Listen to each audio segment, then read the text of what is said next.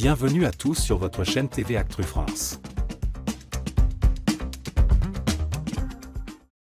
Ce mercredi 29 mai, le 12e épisode de Top Chef a été diffusé sur M6, et les téléspectateurs ont été témoins d'un épisode exceptionnel. Pavel, Jorik, Valentin et Marie se sont affrontés dans les cuisines du mythique Venise Simplon Orient Express. À l'issue de cette soirée de compétition intense, un candidat a dû rendre son tablier.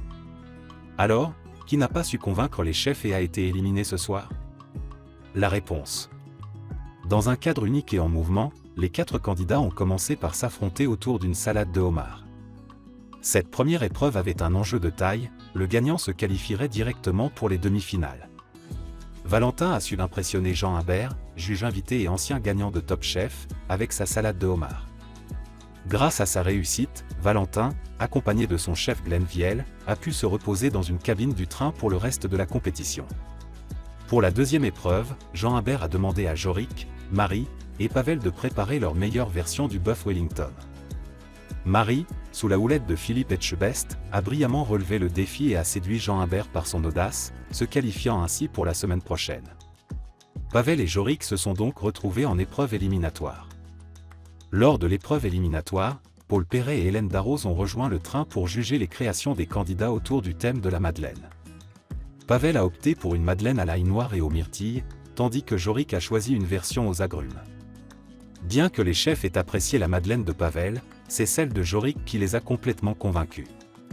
Stéphane Rothenberg a demandé aux chefs de révéler leur choix, et Hélène Darroze a annoncé l'élimination de Pavel en raison de la supériorité de la madeleine de Jorik.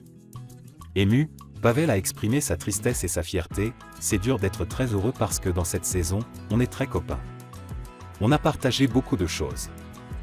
J'ai un ami de plus donc je suis content. Dominique Crène, très ému, a salué le parcours de Pavel. Je suis super contente d'avoir rencontré cet homme et je sais qu'il va aller loin, l'humain en lui-même est incroyable. Tu es un grand cuisinier et tu es en quart de finale quand même. Pavel quitte la compétition après avoir prouvé ses talents tout au long de la saison. Valentin, Jorik et Marie sont désormais en route vers les demi-finales, mais ils ne sont pas encore au courant de l'existence de la brigade cachée, qui pourrait bouleverser la suite de la compétition. La semaine prochaine, les 3 candidats restants se disputeront leur place pour les véritables quarts de finale. Top Chef continue de surprendre et de captiver son public avec des épreuves toujours plus intenses et émouvantes.